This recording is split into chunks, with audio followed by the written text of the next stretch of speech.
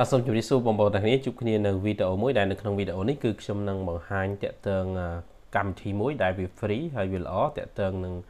ការ remote assistant នេះដែលកម្មវិធីហ្នឹងវាដូចជាកម្មវិធី Team Viewer ដែរក៏ប៉ុន្តែកម្មវិធីនេះគឺវាល្អត្រង់ថាវាប្រើ free តែម្ដងវាដូច Team Viewer វាលក្ខណៈ free មករយៈពេលខ្លីហើយវាក៏បិទឈប់ឲ្យយើងប្រើហើយកម្មវិធីនេះបងប្អូនអាចចូលគេហទំព័រនេះចូលគេហទំព័រហ្នឹងមកឬក៏យើងអាច search នៅក្នុង Google វាពាក្យថា remote assistant នេះហើយនឹងចូលដល់គេហទំព័រ360តោះមកបងប្អូនចុចកន្លែង download នៅពេលដែលយើងចុចកន្លែង download វាមានជំរើសជាច្រើនដែលអាចឲ្យយើងធ្វើការទាញយកសម្រាប់ធ្វើការប្រើប្រាស់ទី1យើងអាចប្រើជាមួយនឹង Windows យើងអាចជាមួយនឹង Mac OS ហើយ iOS ឬក៏ទៅលើ Android ជាដើមអូខេប៉ុន្តែភាគច្រើនយើងប្រើទៅលើ Windows ដោយសារយើងចង់ control ពី computer មួយទៅ computer មួយខ្ញុំចុចយកពាក្យ download នៅក្នុងនេះវាមានពីរមុខងារដែលទី1គឺ Quick Support Quick Assistant Quick នេះទៅពេលដែលយើងចុចហ្នឹងវាមាន ID ជាមួយនឹង PIN ដែលយើងធ្វើងាយស្រួលក្នុងការឲ្យគេ login ហើយមួយទៀតយើងធ្វើការយើងបញ្ចូលនៅ ID ហើយនឹង PIN ដើម្បីធ្វើការ remote ទៅកាន់ computer ផ្សេងនៅក្នុងនេះបងប្អូនទី1យើងធ្វើការបំពេញឈ្មោះហើយយើងចង់ដាក់ឈ្មោះអីក៏បានដែរនៅក្នុងហ្នឹងយើងក៏បំពេញឈ្មោះ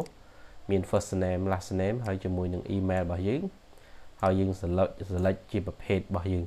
នៅក្នុងនេះខ្ញុំដាក់ថាខ្ញុំវាយអូខេខ្ញុំទៅសេធម្មតាតមកទៀតនៅក្នុងនេះគឺយើងចង់ដាក់ email អីក៏បានដែរហើយយើងចង់ដាក់ខុសក៏វាឲ្យដែរហើយយើងអាចដាក់ថាអីគេអូខេរៀន clubjoh@gmail.com ក៏ប៉ុន្តែនៅក្នុងករណីហ្នឹងបើសិនជាយើងដាក់ខុសនៅពេលដែលវាផ្ញើកូដឲ្យ confirm វាអាចនឹងអត់ត្រូវហើយប៉ុន្តែនៅខ្ញុំបានធ្វើតេស្តយើងមិនបាច់ចាំផ្ញើកូដចូល email យើងក៏បានដែរបន្ទាប់មកខ្ញុំ select ជាលក្ខណៈអូខេ personal ហើយខ្ញុំអូខេខ្ញុំចុច download វាមកបាទអានេះវាឲ្យយើងឈិចអូខេពេលឈិចហើយយើងចុច download វាបានអញ្ចឹង link នេះគឺ link download ហើយនៅក្នុងនេះបងប្អូនត្រូវ download យកអាមិញមួយហើយនិងអាមួយទៀតដែលខ្ញុំបង្ហាញមុននេះអានេះយើង download វាមកតែយើង download យើងអាចធ្វើការ install វាតែម្ដងហើយខ្ញុំចុចនិចដើម្បីធ្វើការ install វាអូខេអានេះ finish អញ្ចឹងនៅពេលដែលយើង finish វា run ហើយនៅក្នុងនេះខ្ញុំអាច back វាមកវិញសិនដើម្បី download នៅមុខងារមួយទៀតដែលមានឈ្មោះថា Quick Support នេះ download វាមកហើយខ្ញុំធ្វើការ install វាដែរអូខេ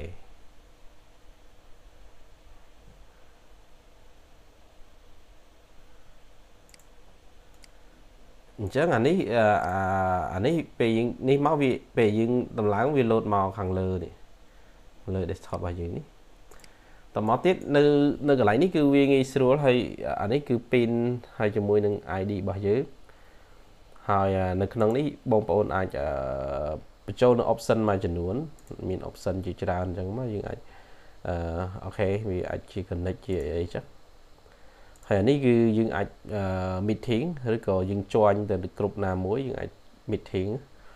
ហើយអានេះគឺលក្ខណៈយើង connect អូខេនៅមិញខ្ញុំចង់បង្ហាញទៅ Quick Assist នេះជាអត់ទាន់ load ចូលបាទ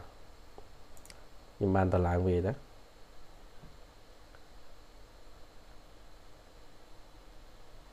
ហើយ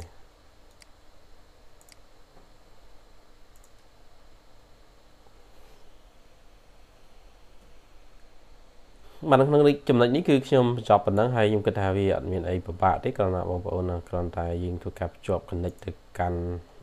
computer ដៃគូរបស់យើងផ្សេងទៀតគឺយើងអាចធ្វើការ control ទៅលើ computer បានហើយ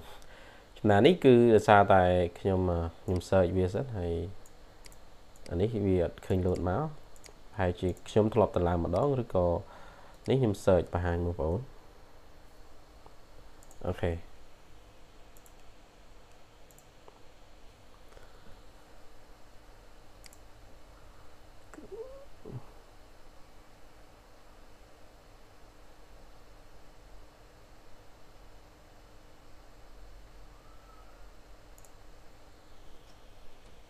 បាន search វាមកនេះអូខេចុចវាមក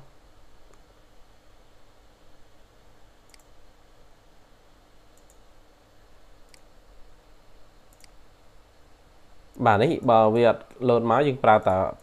តែមុខងារប៉ុណ្ណឹងគឺគ្រប់គ្រាន់តែម្ដងយើងមាន computer ID មាន pin មានអីនេះហើយ pin នេះយើងអាចធ្វើការ refresh ផ្សេងបានទាំងអស់បងប្អូនយល់